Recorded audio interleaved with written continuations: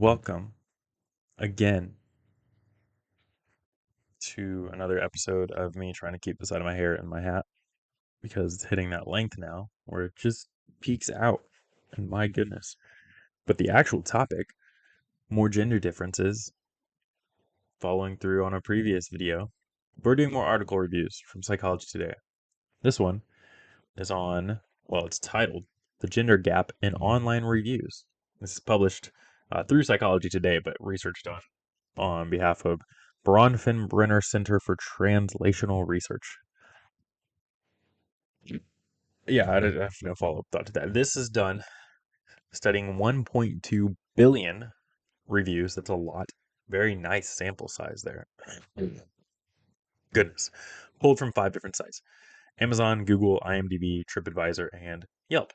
So, relatively diverse in terms of prod. I mean, Amazon and Google right there, just wide open. Then you have movies, TripAdvisor, or with IMDb. TripAdvisor, obviously, Trips, and then Yelp is its own kind of business review experience. So this surprised me in certain parts.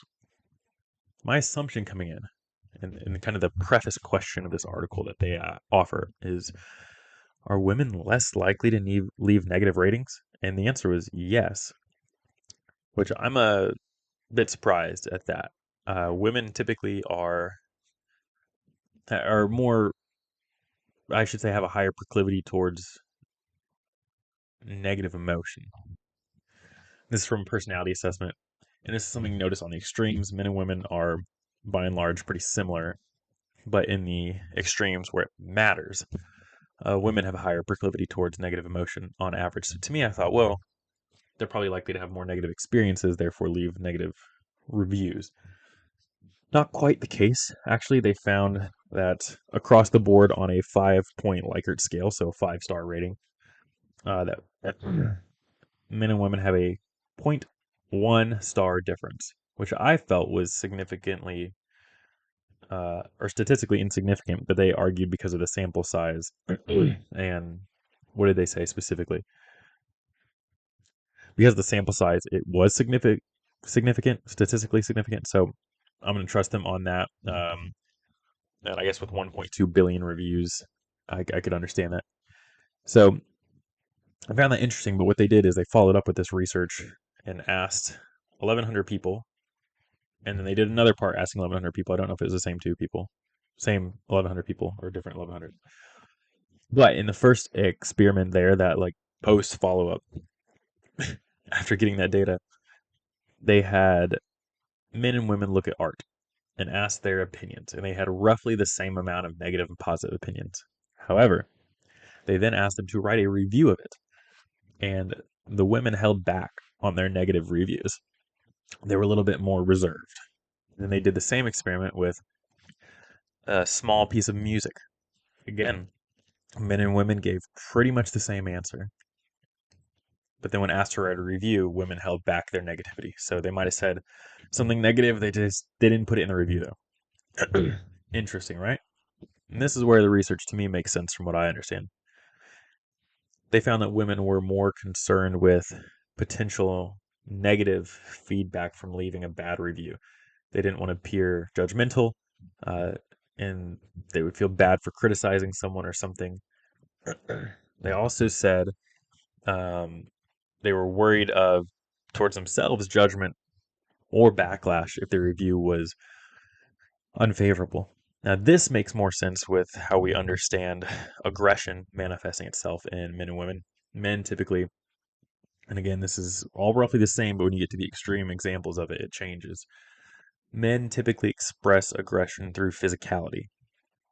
They will be physical. They bully physically, they are violent physically, and they use physical prowess as threat.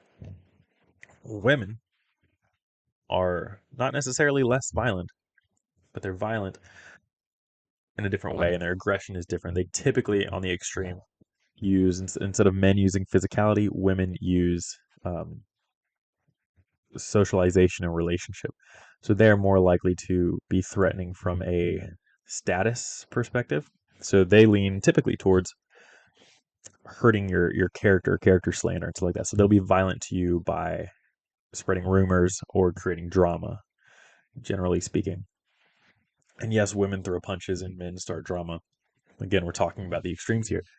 So this makes more sense because it feels that also means the fear on the other side is the same. So men, when they're getting in an altercation with other men, they are aware that violence could happen, and women as well towards men. They know that the man could be violent towards them. The other way, women are typically more aware that it might come through hurtful words or character slander, and it yes could go to fists, but it's going to be a bigger concern of socialization. And men are aware of that too. They're not usually afraid of a woman throwing a punch, but they're more afraid of what she might go tell her friends and family and let the violence go that way, or what she'll bring up in an argument. So yes, that makes more sense to me, that the concern there. So I don't want to be viewed as unfavorable or be judged for my review. So they hold back. So that's really interesting.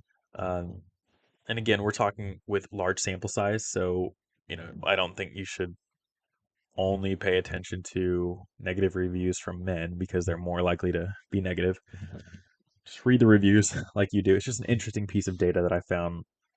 Obviously interesting, hence the languaging I just did, but quite fascinating and really in alignment with what we understand about personality. Even though my initial assumption there was wrong, but as they elaborated more, I was able to tie it into the research that I know in other areas regarding gender differences and expression. So just yeah, really interesting. We will leave different reviews and for different reasons. So yeah, and it seemed like the guys had no real issue. They're like, I'll just be negative. This wasn't good.